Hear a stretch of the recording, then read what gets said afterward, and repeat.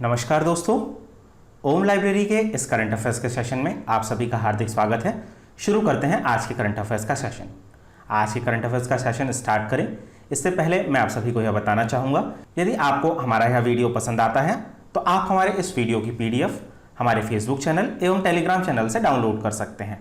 आइए बढ़ते हैं आज के पहले प्रश्न की ओर। आज का सबसे पहला प्रश्न, निम्न में से किस राज्य ने किल कोरोना अभियान की शुरुआत करने की घोषणा की है? मध्य प्रदेश, बिहार, पंजाब या उत्तर प्रदेश? इसका सही उत्तर है मध्य प्रदेश। आइए जानते हैं किल कोरोना अभियान के विषय में। मध्य प्रदेश सरकार ने कोरोना को खत्म करने के लिए किल कोरोना अभियान शुरू किया है। सर्वे के लिए स्वास्थ्य विभाग की टीम युद्ध स्तर पर सर्वे और सैंपलिंग में जुट गई है। बढ़ते हैं दूसरे प्रश्न की ओर। केंद्र सरकार ने हाल ही में किसको अगले 3 साल के लिए फिर से सॉलिसिटर जनरल नियुक्त किया है? तुषार मेहता, अशोक भूषण, मुकुल रस्तोगी या संजय कुमार? इसका सही उत्तर है तुषार मेहता। आइए जानते हैं सॉलिसिटर जनरल के बारे में। केंद्रीय मंत्रिमंडल की नियुक्ति समिति ने वरिष्ठ वकील तुषार मेहता को सॉलिसिटर जनरल के रूप में 3 वर्षों के लिए फिर से नियुक्त करने को मंजूरी दे दी है। आइए जानते हैं सॉलिसिटर जनरल के विषय में। सॉलिसिटर जनरल केंद्र सरकार का दूसरा सबसे बड़ा विधि अधिकारी होता है। वह विभिन्न मामलों में अदालत में केंद्र सरकार का पक्ष रखता है। अनुच्छेद 165 महाधिवक्ता से संबंधित है एवं अनुच्छेद 177 विभिन्न सदनों में महाधिवक्ता के अधिकारों से संबंधित है। महाधिवक्ता कानूनी मामलों पर राज्य सरकार को परामर्श देता है तथा वे राज्य सरकार द्वारा सौंपे गए कार्यों को भी करता है। आइए जानते हैं मध्य प्रदेश के सॉलिसिटर जनरल के बारे में। मध्य प्रदेश सरकार ने शशांक शेखर को प्रदेश का महाधिवक्ता नियुक्त किया है। प्रदेश के महाधिवक्ता की नियुक्ति राज्यपाल द्वारा की जाती है। बढ़ते हैं अगले प्रश्न की ओर। हाल ही में किस राज्य ने प्रोजेक्ट प्लेटिना के तहत दुनिया का सबसे बड़ा प्लाज्मा थेरेपी परीक्षण शुरू किया है? बिहार, झारखंड, गुजरात या महाराष्ट्र? इसका सही उत्तर है महाराष्ट्र। आइए जानते हैं प्लेटिना के विषय में। महाराष्ट्र सरकार ने प्रोजेक्ट प्लेटिना के तहत दुनिया का सबसे बड़ा प्लाज्मा थेरेपी परीक्षण शुरू किया है। यह प्लाज्मा थेरेपी के जरिए गंभीर रूप से कोविड-19 से संक्रमित लोगों के इलाज के लिए शुरू किया गया सबसे बड़ा ट्रायल प्रोजेक्ट है। इस प्रकार इस प्रश्न में हमने जाना प्रोजेक्ट प्लेटिना के बारे में एवं प्लाज्मा थेरेपी के विषय में। आइए बढ़ते हैं अगले प्रश्न की ओर।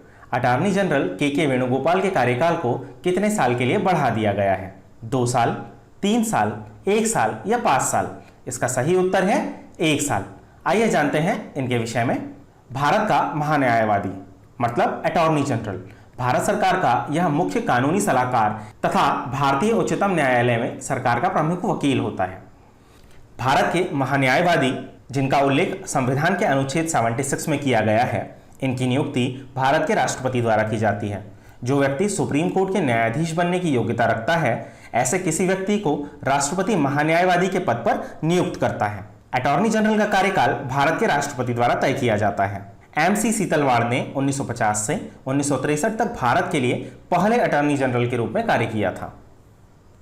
बढ़ते हैं अगले प्रश्न की ओर। किस राज्य के वन विभाग ने पिथौरागढ़ जिले में कुमाऊं के मनुस्यारी में भारत का पहला कवक पार्क अर्थात लाइकेन पार्क विकसित किया है? पंजाब, केरल, तमिलनाडु या उत्तराखंड? आप सभी को यहाँ पर कवक पार्क या लाइकेन पार्क के बारे में जानना चाहिए। इसका सही उत्तर है उत्तराखंड। आइए जानते हैं कवक पार्क के बारे में। उत्तराखंड के वन विभाग ने पिथौरागढ़ जिले में कुमाऊं के मनुस्यारी में भारत का पहला लाइकेन पार्क विकसित किया है। लाइकेन हिमालय में 5000 मीटर तक की ऊंचाई पर उगने वाला एक महत्वपूर्ण प्रजातियों में से एक है। इस परियोजना का उद्देश्य विभिन्न लाइकेन प्रजातियों के वितरण, उनके निवास, उनके रूपात्मक एवं शारीरिक पहलुओं, सर्वेक्षण और साहित्य की समीक्षा, प्रजातियों का संस्थापन, मानव जाति और जलवायु कारकों सहित उनके रहने के स्थान पर होने वाले वर्तमान खतरों का अध्ययन करने एवं उपयुक्त संरक्षण रणनीतियों को तैयार करने के लिए किया गया है। बढ़ते हैं अगले प्रश्न की ओर। फिंच रेटिंग्स ने 2021-22 में विकास दर के अनुमान को 9.5% से घटाकर कितने प्रतिशत कर दिया है? 8%, 8.5%, 9% या 5.5%? इसका सही उत्तर है 8%। आइए जानते हैं फिंच रेटिंग्स के विषय में। फिंच रेटिंग्स ने वित्त वर्ष 2021-22 के लिए भारत के वृद्धि के अनुमान को घटाकर 8% कर दिया है। जानते हैं फिंच रेटिंग्स होती क्या है। फिंच रेटिंग्स विश्व की 3 सबसे बड़ी रेटिंग एजेंसियों में से एक है। अन्य 2 प्रमुख एजेंसियां मूडीज एवं स्टैंडर्ड्स एवं पुअर्स हैं। इसका मुख्यालय अमेरिका के न्यूयॉर्क में स्थित है। इसका पूर्ण स्वामित्व हेरेस्ट कॉरपोरेशन के पास है। क्रेडिट रेटिंग एजेंसी एक किस्म की कंपनी होती है जो क्रेडिट रेटिंग प्रदान करती है। यह ऋणी द्वारा समय पर ऋण के भुगतान तथा अथवा डिफॉल्ट की संभावना को योग्यता का अनुमान लगाती है। बढ़ते हैं अगले प्रश्न की ओर। हाल ही में भारत के किस युवा अंपायर को आईसीसी के एलीट पैनल में शामिल किया गया है? राहुल सचदेवा, नितिन त्यागी, नितिन मेनन या मुकेश मेनन? इसका सही उत्तर है नितिन मेनन। आइए जानते हैं नितिन मेनन के बारे में। भारत के युवा अंपायर नितिन मेनन को इंग्लैंड के नाइजेल लॉन्ग की जगह 2020-21 सत्र के लिए अंतर्राष्ट्रीय क्रिकेट परिषद के अंपायरों की एलीट पैनल में शामिल किया गया है। वे इस सूची में जगह पाने वाले पूर्व कप्तान श्रीनिवास वेंकट राघवन और सुंदरम रवि के बाद तीसरे भारतीय हैं। बढ़ते हैं अगले प्रश्न की ओर। प्रधानमंत्री गरीब कल्याण अन्न योजना के अंतर्गत गरीब परिवार के हर सदस्य को हर महीने कितने किलोग्राम चावल मुफ्त उपलब्ध कराया जाएगा? 4, 5, 6 या 7? इसका सही उत्तर है 5। आइए जानते हैं प्रधानमंत्री गरीब कल्याण अन्न योजना के बारे में। प्रधानमंत्री नरेंद्र मोदी ने प्रधानमंत्री गरीब कल्याण अन्न योजना का विस्तार नवंबर 2020 तक करने की घोषणा की है। इसके तहत देश भर में 80 करोड़ जरूरतमंद लोगों को अगले 5 महीने तक मुफ्त राशन प्रदान किया जाएगा। आइए जानते हैं कुछ अन्य तथ्य प्रधानमंत्री गरीब कल्याण अन्न योजना के विषय में।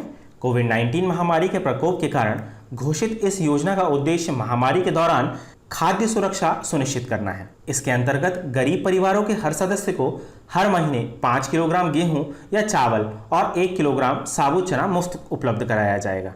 पहले से घोषित इस योजना की 3 माह की अवधि 30 जून 2020 को समाप्त होनी थी, जिसे अब बढ़ाकर नवंबर 2020 कर दिया गया है। बढ़ते हैं अगले प्रश्न की ओर। हाल ही में किस विषय ने दुनिया के पहले ऑनलाइन बीएससी डिग्री पाठ्यक्रम की शुरुआत मानव संसाधन विकास मंत्रालय द्वारा की गई?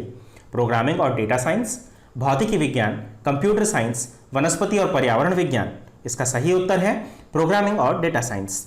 आइए जानते हैं इस डिग्री के विषय में। यह पाठ्यक्रम भारतीय प्रौद्योगिकी संस्थान मद्रास मतलब आईआईटी मद्रास द्वारा संचालित किया जाएगा। डेटा साइंस आज के युग का सबसे तेजी से विकसित हो रहा क्षेत्र है। इस क्षेत्र में 2026 तक करीब 1 करोड़ 15 लाख लोगों को रोजगार के अवसर प्राप्त करने की संभावना है। आइए बढ़ते हैं अगले प्रश्न की ओर। 30 जून को झारखंड में हूल दिवस का आयोजन किस ऐतिहासिक क्रांति को मनाने के लिए किया गया है? एका आंदोलन, संथाल विद्रोह, पाबना विद्रोह या सन्यासी विद्रोह? इसका सही उत्तर है संथाल विद्रोह। आइए जानते हैं इसके विषय में। 30 जून को झारखंड में हर साल हूल दिवस का आयोजन किया जाता है। यह झारखंड में ऐतिहासिक क्रांति को मनाने का दिन भी है। इस दिन सन 1855 को झारखंड के संथाल आदिवासियों ने विदेशी शासन के अन्याय के खिलाफ विद्रोह किया था। उन्होंने मिलकर देश की गरिमा की रक्षा की और देशवासियों को प्रेरित किया। बढ़ते हैं अगले प्रश्न की ओर। एआईजी एंड इमर्जिंग टेक्नोलॉजी का शिखर सम्मेलन और महोत्सव हर साल कहाँ आयोजित किया जाता है? पेरिस, रोम, लंदन या मॉस्को? इसका सही उत्तर है लंदन। आइए जानते हैं इसके विषय में। हाल ही में भारत के एआई सक्षम माईजीओवी कोरोना हेल्प डेस्क ने ग्लोबल लीडरशिप समिट और एआई एंड इमर्जिंग टेक्नोलॉजी महोत्सव कॉगैक्स 2020 में 2 पुरस्कार प्राप्त किए। यह पुरस्कार 2 श्रेणियों के अंतर्गत प्रदान किए गए। Best innovation for covid society एवं पीपल्स चॉइस कोविड-19 ओवरऑल विनर। आइए बढ़ते हैं अगले प्रश्न की ओर। बुंदेलखंड क्षेत्र में हर घर तक पानी पहुंचाने के लिए महत्वाकांक्षी पाइप जल परियोजना हर घर जल का शुभारंभ किया गया। इसके तहत किस जिले को शामिल नहीं किया गया है? महोबा, ललितपुर, झांसी या गोंडा? इसका सही उत्तर है गोंडा। आइए जानते हैं इसके विषय में। हाल ही में उत्तर प्रदेश के मुख्यमंत्री योगी आदित्यनाथ ने झांसी में बुंदेलखंड क्षेत्र में हर घर तक पानी पहुंचाने के लिए महत्वाकांक्षी पाइपलाइन जल परियोजना हर घर जल शुभारंभ किया है। यह परियोजना प्रधानमंत्री नरेंद्र मोदी द्वारा शुरू किया गया जल जीवन मिशन का हिस्सा है। इस परियोजना के तहत क्षेत्र में 3 जिलों महोबा, ललितपुर और झांसी को कवर किया जाएगा, खासकर ऐसे क्षेत्रों में जहां फ्लोराइड और आर्सेनिक से भूजल दूषित होता है। बढ़ते हैं अगले प्रश्न की ओर। हाल ही में मौन जिला प्रशासन को स्कॉच अवार्ड से सम्मानित किया गया। यह जिला किस राज्य में स्थित है? बिहार, पंजाब, नागालैंड या असम? इसका सही उत्तर है नागालैंड। आइए जानते हैं इसके विषय में। स्कॉच अवार्ड 2003 में स्थापित किया गया था। यह एक स्वतंत्र संगठन द्वारा प्रदत्त देश का सर्वोच्च नागरिक सम्मान है। बढ़ते हैं अगले प्रश्न की ओर। हाल ही में किस संस्थान ने कोविड-19 के परीक्षण के लिए एक उन्नत वायरोलॉजी लैब की स्थापना की है? National biotechnology research institute, IISc Bangalore, IIT Delhi या DRDO? इसका सही उत्तर है national biotechnology research institute. National biotechnological research institute Lucknow में स्थित है, ने कोविड-19 के परीक्षण के लिए एक उन्नत वायरोलॉजिकल लैब की स्थापना की है। यह सुविधा भारतीय चिकित्सा अनुसंधान परिषद ICMR, विश्व स्वास्थ्य संगठन WHO और स्वास्थ्य एवं परिवार कल्याण मंत्रालय के दिशा निर्देशों के आधार पर विकसित किया गया है। बढ़ते हैं अगले प्रश्न की ओर। हाल ही में एशिया की पहली सतत गैल्वेनाइज स्टील रेबॉर विनिर्माण सुविधा केंद्र का उद्घाटन कहाँ किया गया? पंजाब, तमिलनाडु, राजस्थान या हिमाचल प्रदेश? इसका सही उत्तर है पंजाब। आइए जानते हैं इसके विषय में। गैल्वेनाइज स्टील होता क्या है? यह क्षति प्रतिरोधी और UV स्थिर है तथा इसे कार्यस्थल पर विशेष हैंडलिंग सुविधाओं की आवश्यकता नहीं होती। गैल्वेनाइजिंग प्रक्रिया स्टील को अभेद बनाने के साथ साथ कैथोडिक सुविधा भी प्रदान करती है। स्टील में मौजूद जिंक किसी भी नुकसान को कम करने और स्थानीकृत रखने के लिए जंग को फैलाने से रोकता है। दोस्तों, इस प्रकार हमारा आज का करंट अफेयर्स का सेशन समाप्त होता है। आप सभी के लिए आज का प्रश्न, हाल ही में किस राज्य ने हमारा घर हमारा विद्यालय अभियान शुरू किया है? केरल, मध्य प्रदेश, गुजरात या मणिपुर? आप सभी को अपने उत्तर कमेंट बॉक्स में देने हैं। आई होप कि आप सभी को हमारा आज का प्रोग्राम पसंद आया होगा। यदि आप सभी को हमारा यह प्रोग्राम पसंद आया है तो हमारे इस चैनल को लाइक करें, सब्सक्राइब करें और अपने दोस्तों के साथ शेयर करना ना भूलें। धन्यवाद।